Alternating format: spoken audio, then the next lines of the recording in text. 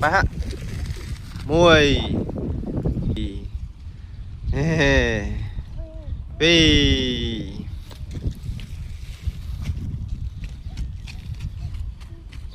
bạn thấy không nè nè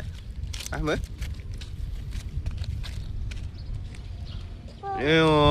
bán này mà bán này ôn bán này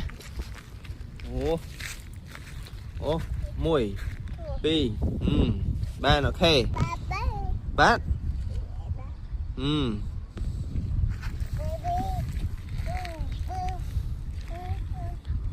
bán này ngớp stand up boy ôn nè ok